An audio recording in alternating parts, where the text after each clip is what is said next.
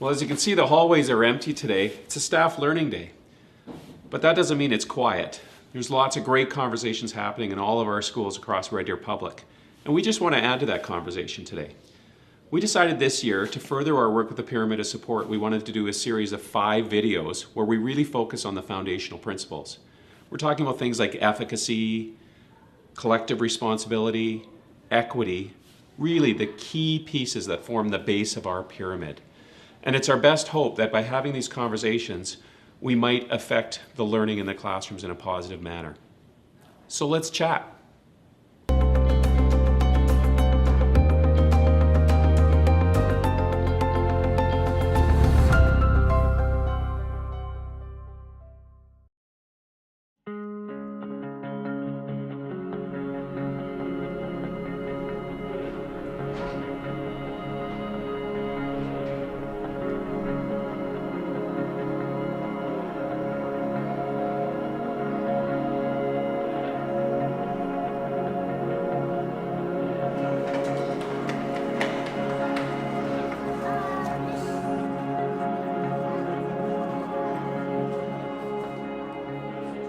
When I think about efficacy, there's this great quote from Henry Ford that I always think about, and it's, whether you believe you can or you cannot, you are correct. And I think that's efficacy in a nutshell, and especially in an education setting, we're talking about 2 things here. We're talking about our belief that every child can learn, and our belief in our own skills. And those 2 things have to go together. You can't have one without the other.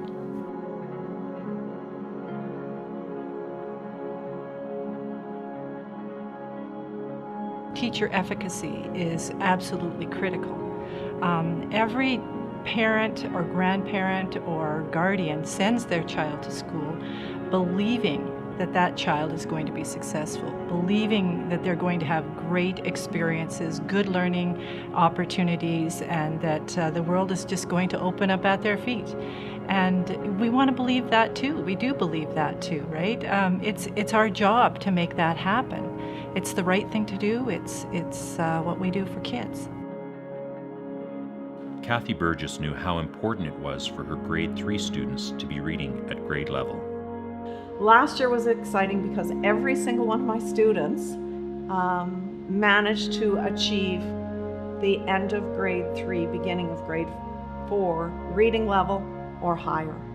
Even some of my really, truly struggling readers. My role in that is to try to offer opportunities where these kids can be successful.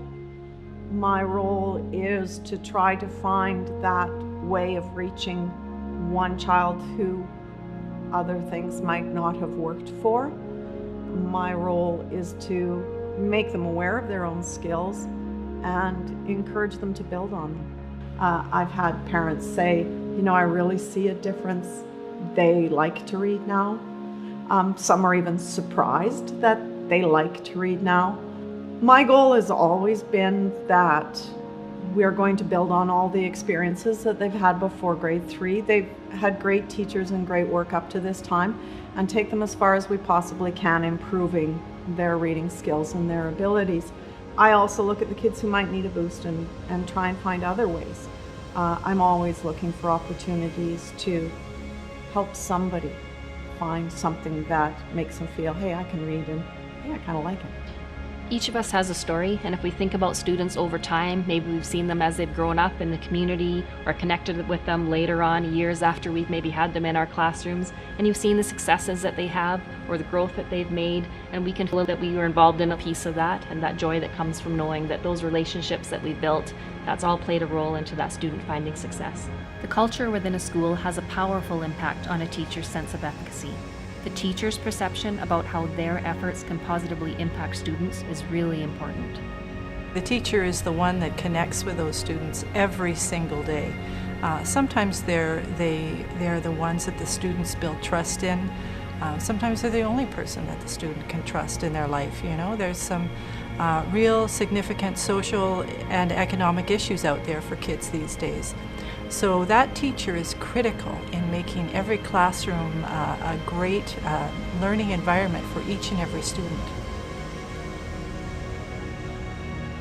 Sheila Ingert questioned how she could meet the needs of all students in her classroom. It is my responsibility to bring out the best, because all children all children can learn, and we need to believe that. And it's our responsibility to bring out the best in each child and to meet their individual needs.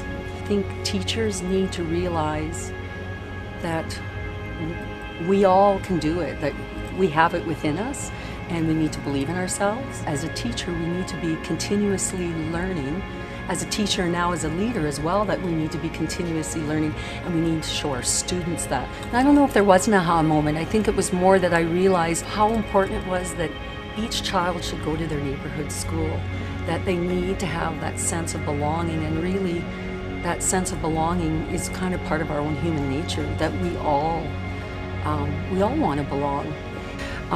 Parker, his twin sister's in there too, and that's how lovely that they can be together in the same classroom, and it works wonderfully. Teaching is a rewarding job. You know, it's why we became teachers and why we do the work we do. When you see that light go off in a child's head where they made a connection, or they've maybe achieved a skill they were having trouble achieving before and now they've got it. And I think we take a little sense of pride knowing we had something to do with that, or knowing we played a small part in making that success happen for that child. And that's why teaching's such a fantastic profession to be involved in. The absolute #1 support any student can have is a teacher in their classroom who can inspire learning and nurture hope in each and every student. As educators, we have a responsibility to build and enhance our practice. A class on inclusive education convinced Sheila Ingard that she had the ability to impact diverse learners in her classroom. I sat there in class learning about all these different inclusive practices, and I was like, I do that, I do that, I do this. And I really came down to the realization that teaching in an inclusive classroom is just good teaching. It's good teaching. It's good teaching practices. I want to finish things by sharing a story by Jerry Spence. He's a renowned defense attorney, and he tells this story about a young smart aleck boy and a wise old man. The smart aleck boy had a plan. He wanted to show up the wise old man to make a fool out of him. The smart aleck boy had caught a bird in the forest, and he had it in his hands. The little bird's tail was sticking out. The bird is alive in his hands. The plan was this: he would go up to the old man and he would say, "Old man, what do I have in my hands?" The old man would say, "You have a bird, my son." The boy would say, "Old man, is this bird alive or is it dead?" If the old man said that the bird was dead, he would open his hands and the bird would fly off free, off into the trees, alive and happy. But if the old man said that the bird was alive, he would crush it with his hands and say, "See, old man, the bird is dead." So he walked up to the old man and he said, "Old man, what do I have in my hands?" The old man said, "You have a bird, my son." The smart aleck said, "Old man, is the bird alive or is it dead?" To which the old man said, "The bird is in your hands, my son. It's really up to you." As teachers and staff across Red Deer Public Schools, the success of every student truly is in your hands.